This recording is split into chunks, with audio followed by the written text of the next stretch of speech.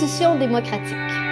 Quelles actions poser pour amener des réformes redonnant confiance en la politique? L'année dernière, vous avez été nombreux à participer à un atelier portant sur la réforme des institutions démocratiques du Québec. Force est de constater que depuis lors, notre rapport à ces institutions démocratiques a très peu évolué. À pareille date l'année dernière, nous parlions du cynisme généralisé de la population à l'égard des politiciens. Non seulement aucune mesure concrète n'a eu d'effet sur la prévalence du cynisme, mais celui-ci a peut-être même augmenté sous l'impulsion des révélations du rapport Duchesneau. Vous n'avez pas participé à l'atelier sur les réformes démocratiques du sommet 2010 en vain. Nous avons bien reçu vos propositions de réformes visant à nous rapprocher des élus et à nous redonner confiance en nos politiciens. Cette année, nous vous demandons d'aller un peu plus loin.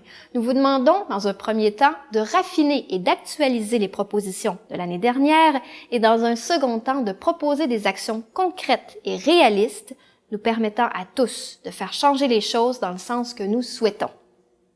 Rapidement, voici les principales propositions qui sont ressorties de l'atelier du sommet 2010 et dont nous reparlerons aujourd'hui. Réformer le mode de scrutin. Puisque les élections dans leur forme actuelle ne soulèvent plus ni passion ni même l'intérêt de la population, les participants au sommet 2010 ont proposé de réformer le mode de scrutin pour le remplacer par un mode de scrutin mixte compensatoire. Les référendums d'initiative populaire. Les participants à l'atelier proposaient que ces référendums soient mis en place à chaque fois qu'une pétition est signée par plus de 5% des électeurs. Élargir le mandat du directeur général des élections. Les participants souhaitaient que le DGE, le directeur général des élections, devienne le gardien des promesses électorales, du code d'éthique des élus et du financement des partis. Rendre les assemblées de comté obligatoires. À l'heure actuelle, l'organisation d'assemblées de comté est laissée à la discrétion des élus qui ne sont pas obligés d'en organiser. Les participants souhaitent forcer les élus à organiser des assemblées de comté afin que la population puisse avoir un contact direct et régulier avec les élus. Tenir des élections à date fixe, c'est d'ailleurs ce que plusieurs provinces canadiennes font déjà. Réformer le financement des partis politiques. Les élus ont récemment adopté à l'unanimité les projets de loi 113, 114 et 118, lesquels visent à mieux faire respecter les lois électorales en matière de financement politique et à renforcer la confiance de la population. La loi 113 instaure diverses mesures visant à réduire l'utilisation de prête-noms. Par exemple, les dons aux partis politiques sont désormais plafonnés à 1 000 $ plutôt qu'à 3 000 $. La loi 114 vise à augmenter les pouvoirs du DGE en lui donnant des outils nécessaires pour qu'il puisse assurer un meilleur contrôle du système de financement des partis politiques.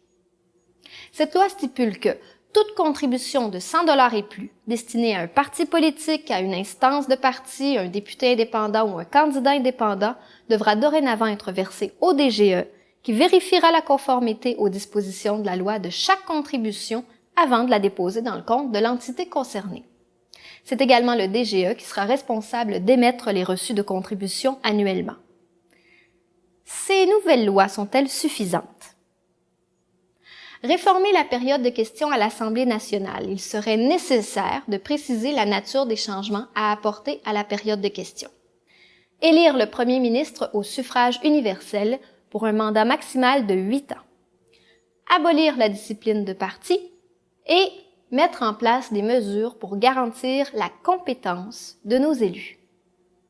Vous trouverez devant vous une feuille sur laquelle ces propositions sont indiquées.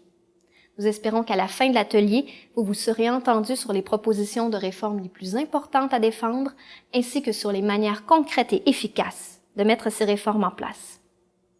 N'oubliez pas que nous sommes tous responsables de notre avenir collectif et que nous sommes capables de faire changer les choses.